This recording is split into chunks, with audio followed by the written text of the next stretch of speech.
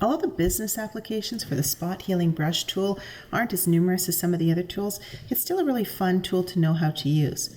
The spot healing brush tool is used for image corrections in very small areas, and it's a really great tool because it samples good pixels in a nearby area and covers the imperfections with other pixels.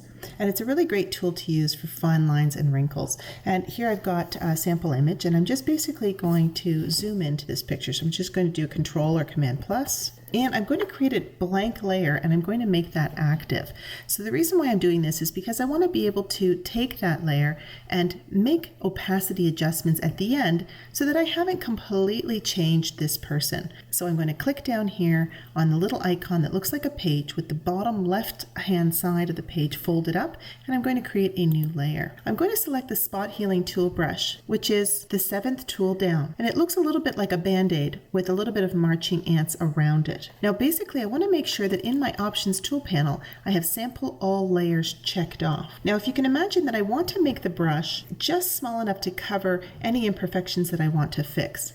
One quick way to adjust the size of my brush is to use the square brackets. If I want to, I can also adjust the size of my brush here and the hardness of my brush here.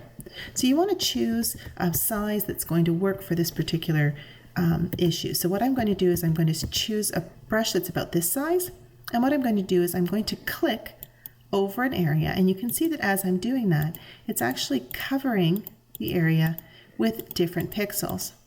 Now I can do this with freckles. I can go over a wrinkle, and I can do this quite quickly, and I can be quite aggressive if I want to, but I just want to demonstrate quite quickly how you can make some changes to a picture just by using the healing brush tool. The changes that I'm making by doing this aren't actually damaging the original picture because everything that I'm doing is actually occurring on a separate layer. And you can see here in my thumbnail, there's actually some little bits of, looks like flesh colored pixels on that layer.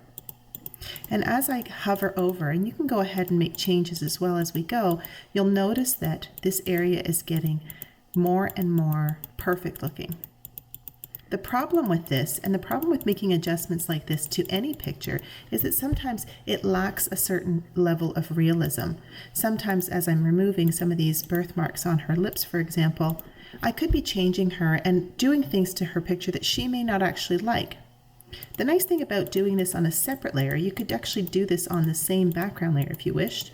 Not only can you wink on and off the layers, but you can also decrease the opacity so that if you've gone too far, particularly with, let's say, for example, wrinkle correction, you don't want to have someone who's 80 looking like they're 17 because that looks just crazy. For example, let's first start by winking on and off the layer 1.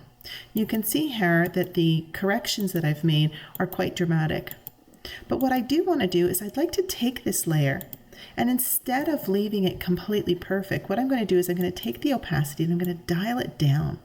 Let's see what it looks like if I dial it down to 61%. Now let's wink on and off the layer.